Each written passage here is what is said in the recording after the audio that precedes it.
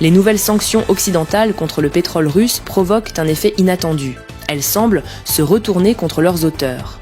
En cherchant à affaiblir Moscou, les États-Unis et leurs alliés ont déclenché une hausse mondiale des prix du pétrole. Washington a récemment renforcé ses mesures contre les géants russes comme Rosneft et Lukoil, espérant réduire leurs revenus. Mais sur les marchés, la réaction a été immédiate. Les cours du baril ont bondi, atteignant leur plus haut niveau depuis des mois. Cette flambée alimente désormais une inflation mondiale que les gouvernements occidentaux peinent à maîtriser. Pendant ce temps, la Russie s'adapte.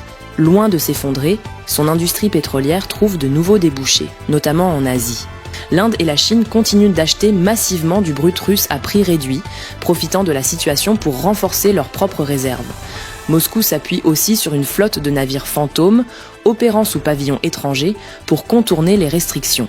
Des cargaisons changent de nom, de propriétaire ou de destination en pleine mer, brouillant les pistes des régulateurs.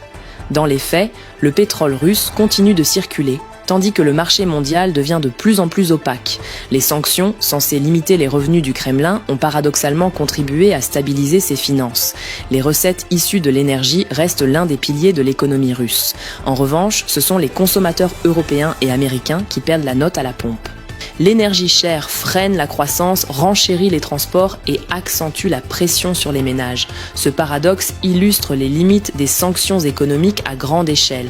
Elles frappent souvent de plein fouet ceux qui les imposent. Aujourd'hui, une question se pose. Jusqu'où les pays occidentaux peuvent-ils aller dans cette guerre économique sans compromettre leur propre stabilité ? À mesure que la Russie renforce ses liens énergétiques avec l'Asie, le monde semble entrer dans une nouvelle ère de fractures économiques et géopolitiques. L'or noir, autrefois instrument de puissance, devient désormais une arme à double tranchant. Et pendant que les grandes puissances se livrent à cette bataille invisible, les citoyens, eux, en ressentent chaque jour les conséquences sur leurs factures et dans leur quotidien. Et vous ? Qu'en pensez-vous ? Dites-le en commentaire et si tu veux suivre les actualités économiques et politiques en quelques minutes par jour, abonne-toi à notre page et active la cloche de notification.